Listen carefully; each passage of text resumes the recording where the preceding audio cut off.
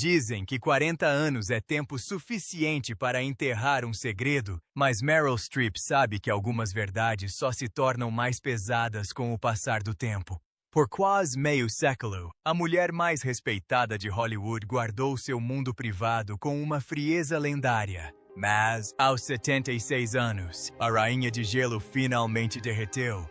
Hoje, ela não está lendo um roteiro, ela está revelando a profunda conexão que compartilhou com Robert Redford, um laço tão intenso que os forçou a uma vida inteira de silêncio mútuo. Da intimidade espontânea na vegetação alta do Quênia ao veredito final e emocionante que ela está pronta para proferir, descobrimos a frequência silenciosa entre dois ícones que o mundo nunca deveria ter ouvido. Mary Louise Streep nasceu em Summit, Nova Jersey, em 1949 e foi criada por uma mãe que foi sua primeira e mais influente mentora. Sua mãe lhe dizia que ela era capaz de qualquer coisa se dedicasse a isso. No ensino médio, ela era líder de torcida e rainha do baile, mas sua verdadeira educação aconteceu em aulas particulares. Ela começou a ter aulas de ópera aos 12 anos, mas desistiu depois de 4 anos porque percebeu que estava cantando coisas que não sentia. Ela decidiu então que sua arte seria sempre sobre a verdade. O caminho até o topo foi árduo. Na escola de drama de Yale, Streep trabalhou como garçonete e datilógrafa para pagar seus estudos, atuando em dezenas de peças por ano até que o esgotamento lhe causou úlceras. Ela quase desistiu da carreira de atriz para cursar direito, mas o palco não a deixou ir. Em 1975, mudou-se para Nova York e encarou a dura realidade da obsessão de Hollywood pela estética. Durante um teste para o filme King Kong, o magnata Dino De Laurentiis olhou para ela e disse em italiano para o filho: "Isso é tão feio." "Por que você me trouxe isso?" Streep, que entendia italiano perfeitamente, respondeu em seu próprio idioma: "Sinto muito por não ser tão bonita quanto deveria, mas é o que você ganha." Sua alma foi verdadeiramente forjada na tragédia de John Cazale. Eles se conheceram em 1976 durante uma produção de Medida por Medida e permaneceram inseparáveis até a morte dele. Quando Cazale foi diagnosticado com câncer de pulmão terminal, Streep aceitou um papel estereotipado de namorada em O Franco Atirador, justamente para poder ficar ao lado dele durante seus últimos meses de filmagem. Ela cuidou dele até o fim, aceitando um papel na minissérie Holocausto unicamente para ganhar o dinheiro necessário para pagar suas exorbitantes contas médicas. Ganhar um Emmy por esse papel não significou nada para ela. O homem que ela amava havia partido. Em 1979, a indústria a via como uma maravilha técnica, mas seus colegas a viam como uma mulher que se recusava a ser intimidada. No set de Kramer vs. M. Kramer, ela teve um desentendimento violento com Dustin Hoffman. Hoffman, que supostamente a detestava na época, chegou a lhe dar um tapa durante uma cena para provocar uma reação. Streep não se intimidou. Ela exigiu que o roteiro fosse reescrito. Recusou-se a interpretar a esposa má que os roteiristas haviam criado, insistindo em dar à personagem uma razão humana para suas escolhas. Ganhou seu primeiro Oscar por essa atuação e, num gesto que definiu suas prioridades, deixou a estatueta dourada em cima de um vaso sanitário no banheiro feminino após seu discurso. Na década de 1980, a indústria percebeu que não estava lidando apenas com uma ótima imitadora, estava lidando com uma força da natureza. A revista Newsweek a colocou na capa com uma manchete ousada: uma estrela dos anos 80. Os críticos notaram uma inquietação primitiva vibrando sob sua pele. Ela não apenas interpretava um papel, ela transmitia uma sensação de perigo que fazia o comportamento normal parecer uma máscara.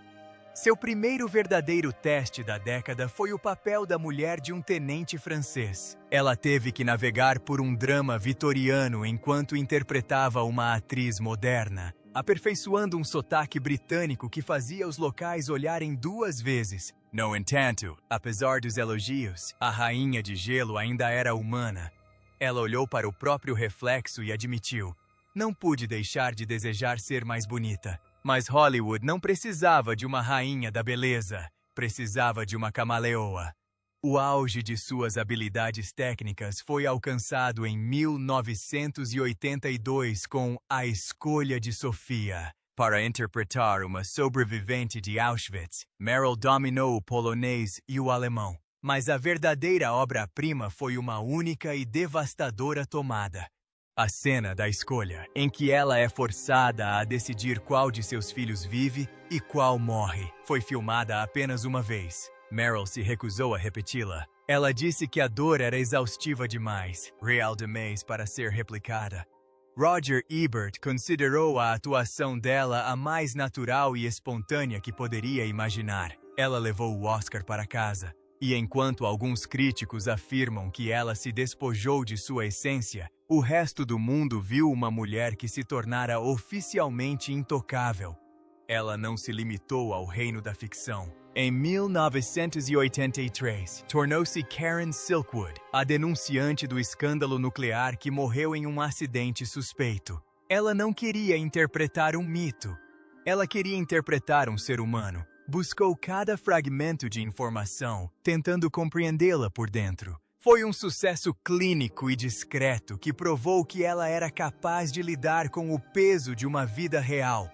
Em seguida veio O Filho da África. Em 1985, Sidney Pollack estava escalando o elenco para Entre Dois Amores. Ele estava cético a princípio, achando que Meryl não era sexy o suficiente para o papel de Karen Blixen. Ele chegou a olhar para Jane Seymour, mas Meryl entrou na sala e dissipou suas dúvidas com uma honestidade brutal. Pollack admitiu mais tarde: não havia nenhuma proteção entre nós. O filme O Sol do Quênia, de 1985, não apenas devastou a paisagem. Ele acendeu uma conexão silenciosa entre Meryl Streep e Robert Redford que nenhum supervisor de roteiro poderia ter previsto. Durante os 101 dias de filmagem na África, Meryl e Redford desenvolveram um entendimento tácito que transcendia o ruído da indústria. Redford foi o primeiro protagonista que não tentou ofuscá-la. Ele simplesmente ficou ali, acreditando nela. A lendária cena da lavagem de cabelo foi o ápice dessa ligação. Foi uma conexão que a marcou, um padrão de respeito artístico que ela passaria as 4 décadas seguintes tentando reencontrar em outros parceiros. O filme ganhou o Oscar de melhor filme, e Meryl recebeu mais uma indicação por estar no mais alto nível de atuação no cinema atual. No final da década, ela estava levando os sotaques ao extremo. Em Evil Angels, ela se tornou Lindy Chamberlain, a mãe australiana que ficou famosa por gritar: "O Dingo pegou meu bebê!" Ela arrebatou prêmios de Cannes a Nova York, provando que podia transitar entre o italiano, o espanhol e o australiano como se estivesse trocando de roupa. O início da década de 1990 chegou como uma porta que se fecha com força. Hollywood sempre teve um histórico de exploração para as mulheres, e quando Meryl chegou aos 40, a indústria começou a tratar a atriz mais talentosa do planeta como um ativo em desvalorização. Ela viu os roteiros ficarem cada vez mais escassos. Percebeu que, em uma cidade obcecada por garotos de 16 anos e filmes de grande sucesso de verão, uma mulher no auge da carreira era um desajustado. Meryl não recuou. Ela partiu para a guerra. Em 1990, discursou veementemente no Sindicato dos Atores de Cinema, Screen Actors Guild, e criticou duramente a indústria por desvalorizar as mulheres, tanto na tela quanto nos ganhos financeiros. Ela tentou mudar de rumo. Investiu em comédias como Postcards from the Edge e Death Becomes Her, tentando mostrar uma imagem mais leve e acessível. Mas a produção de Death Becomes Her foi um árduo trabalho de 7 meses, repleto de efeitos especiais e cenas com bruxas malvadas. Meryl detestava a parte técnica. Ela era alérgica aos cosméticos e se entediava com os efeitos especiais. Percebeu que atuar em frente a uma tela verde era como cantar em uma língua que não entendia.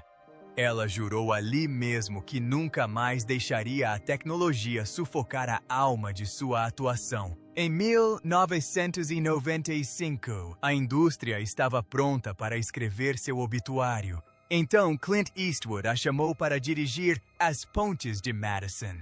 Meryl, na verdade, não gostava do romance, mas reconheceu uma rara oportunidade de dar voz a todas as mulheres que a indústria considerava ultrapassadas. Ela ganhou peso para emular a graça voluptuosa de Sophia Loren e transformou uma história sentimental em uma obra-prima elegíaca. Foi um triunfo de 70 milhões de dólares que provou que o coração de uma mulher é mais interessante quando já passou por algumas tempestades. Ela passou o resto da década despojando-se da máscara técnica. Em uma atuação memorável, interpretou uma mãe morrendo de câncer com uma honestidade tão crua e instintiva que os críticos que a haviam chamado de fria e técnica se calaram. Ela não estava apenas cumprindo marcações. Ela estava agindo sob a influência de momentos de inspiração. Em 1999, a rainha recuperou seu trono. Streep interpretou Roberta Guaspari no drama musical Música do Coração.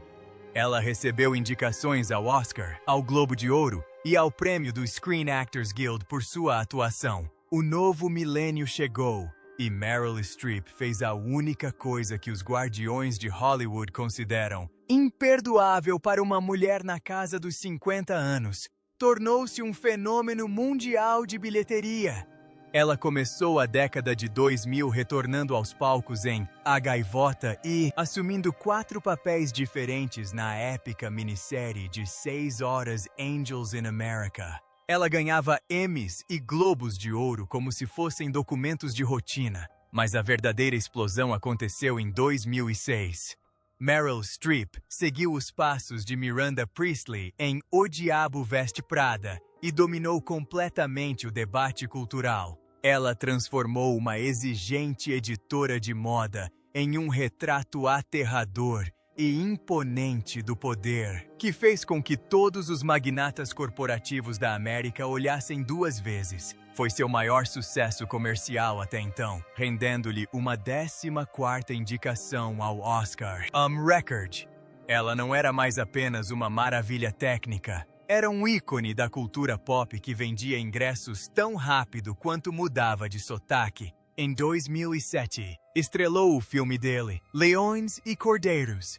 Ela cruzou o caminho de Robert Redford mais uma vez. A crítica foi morna, mas para Meryl, representou um retorno à sintonia silenciosa que haviam construído no Quênia 20 anos antes. Enquanto a atuação de Redford foi considerada forçada por alguns, a de Meryl foi descrita como natural, espontânea e discretamente poderosa. Em seguida, vieram as músicas do ABBA. Em 2008, Meryl trocou os ternos de grife por um macacão jeans em Mamma Mia. Os críticos ficaram atônitos, mas o público se animou. Uma mulher que dominava o trauma polonês e a denúncia de irregularidades nucleares agora dançava em um pier grego, cantando sucessos pop com uma energia crua e espontânea. Foi uma vitória de 600 milhões de dólares. Como observou um crítico, a maior atriz do cinema americano finalmente se tornou uma estrela de cinema. Após essa alegria, ela interpretou a arrepiante irmã Aloysius em Dúvida, uma atuação tão rígida e pálida que lhe rendeu o título de freira mais assustadora de todos os tempos. Em 2011, aceitou o desafio assustador e empolgante de interpretar Margaret Thatcher em A Dama de Ferro. Meryl passou horas na Câmara dos Comuns obcecada com a dicção da primeira-ministra e o tom específico de sua voz. Embora o filme tenha dividido opiniões no Reino Unido, a atuação de Meryl foi inegável, rendendo-lhe seu 3º Oscar e consolidando seu status como soberana da indústria. Ela transitou com perfeição do calor culinário de Julia Child para a persona de bruxa má de uma matriarca em luto em agosto, Condado de Osage. Nos anos 2000, ela se transformou na primeira mulher editora de jornal, Katharine Graham, The Post, de Spielberg, entregando um retrato de uma mulher em busca de libertação que foi profundamente comovente. Em seguida, veio a transição para a televisão. Em 2019, ela se juntou ao elenco de Big Little Lies, interpretando uma avó passivo-agressiva. Pela primeira vez em seus 50 anos de carreira, Meryl aceitou o papel sem ler uma única página do roteiro. Ela acreditou na história. Meryl sempre prezou pela linha divisória entre o estúdio e o santuário de seu lar. Por mais de 45 anos, ela e o escultor Don Gummer representaram um raro símbolo de estabilidade em uma cidade conhecida por seus votos matrimoniais passageiros. Ela é mãe de 4 filhos excepcionais: Henry Wolf, músico, Mamie Gummer, Grace Gummer e Louisa Jacobson, cada um dos quais segue seus próprios caminhos artísticos com talentos e estilos únicos. Seus filhos frequentemente comparecem juntos a grandes eventos, orgulhosamente dando continuidade ao legado da mãe sem serem dominados por sua presença. Em 2023, uma verdade silenciosa veio à tona. Meryl e Dawn viviam vidas separadas há mais de 6 anos. Não houve escândalo, nem atrito público. Simplesmente iniciaram um novo capítulo com a mesma serenidade que caracterizou todo o seu casamento. Atualmente, Meryl Streep está encantando os fãs como a batalhadora, porém esperançosa, Loretta Durkin em Only Murders in the Building, papel que lhe rendeu mais uma série de indicações ao Oscar. Ela reprisará seu icônico papel como Miranda Priestley em O Diabo Veste Prada 2 e assinou contrato para interpretar a musicista Joni Mitchell em uma cinebiografia. Ela costuma dizer que cada filme é uma nova oportunidade de dizer algo sincero. Em 2026, o nome Meryl Streep terá se tornado mais do que apenas um crédito em um currículo. É como contemplar uma montanha de ouro que nenhum outro artista na história jamais escalou. Ela detém o recorde de 21 indicações ao Oscar e 32 ao Globo de Ouro. Números que soam mais como um mito lendário do que um currículo profissional. Da Medalha Presidencial da Liberdade ao Prêmio AFI pelo conjunto da obra. Sua estante está repleta de todas as honrarias que uma nação pode conceder. O presidente Obama disse certa vez que ela representava toda a gama da experiência humana, e por 50 anos foi exatamente isso que ela nos proporcionou. Ela era o camaleão que podia falar qualquer língua e habitar qualquer alma. A mulher que pegava nossos corações partidos e os transformava em arte. Após décadas reinando absoluta na indústria cinematográfica, a Rainha do Gelo finalmente decidiu que as histórias mais importantes não são aquelas escritas para as telas. Aos 76 anos, Meryl Streep parou de atuar para os críticos e começou a falar por sua própria alma. No santuário tranquilo de sua fase final de carreira, ela finalmente permitiu que o mundo vislumbrasse o recanto mais protegido de sua vida: seu relacionamento com Robert Redford. Bob era o tipo de pessoa que fazia todos ao seu redor se tornarem melhores. Ela compartilhou: para o mundo, Robert Redford era o galã, o garoto de ouro, com os olhos azuis que fizeram uma geração de mulheres querer viver na América que ele representava. Mas Meryl enxergava além da fachada deslumbrante. Ela viu um homem de rara dignidade e de uma inteligência penetrante e serena. Ela admite agora que, no set de Entre Deux Amores, Out of Africa, não encontrou um colega de elenco, mas sim um espelho. Tínhamos um entendimento tácito no set, recordou Meryl. Não se tratava de roteiros ou prêmios, mas sim do amor pela arte em si. Ela descreveu como passavam horas no meio do mato alto, não discutindo falas, mas sim as motivações dos personagens e a verdade crua da condição humana. Bob lhe ensinou uma lição que nenhuma escola poderia. O sucesso não se mede pela bilheteria, mas pela integridade que você demonstra quando as câmeras param de filmar. Ele era o leão dela no inverno. Meryl confessa que, mesmo no auge do seu poder, sentia uma profunda sensação de segurança quando estava em sua órbita. Ele era o único capaz de fazer a Rainha do Gelo estremecer, o único parceiro que conseguia igualar sua precisão com seu instinto puro e espontâneo. Ela o viu construir Sundance, não como um monumento a si mesmo, mas como uma bênção para as centenas de cineastas que viriam depois. Ele a ensinou que o verdadeiro legado de um artista não são os troféus na prateleira, mas os corações que ele toca e as causas que defende. Há uma nostalgia específica e comovente em sua voz quando ela fala dele agora.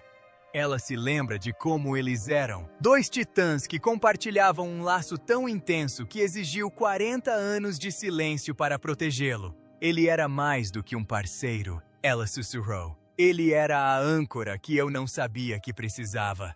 Ao olharmos para Meryl Streep hoje, percebemos que sua homenagem a Robert Redford não se resume a um homem, mas sim a um padrão de vida. Ela nos ensina que os maiores amores são aqueles que nos transformam, aqueles que nos forçam a ser mais gentis, mais honestos e mais humanos. Robert Redford abençoou a nossa terra com seu coração e alma, e Meryl finalmente lhe deu o reconhecimento que ele merece. Ele não era apenas uma lenda das telas de cinema, era uma lenda de caráter. Se esta análise da conexão silenciosa entre Meryl e Bob te emocionou, curta o vídeo e inscreva-se no canal. Continuaremos a revelar os verdadeiros corações por trás do brilho de Hollywood, garantindo que a verdade sobre nossos ícones jamais seja esquecida.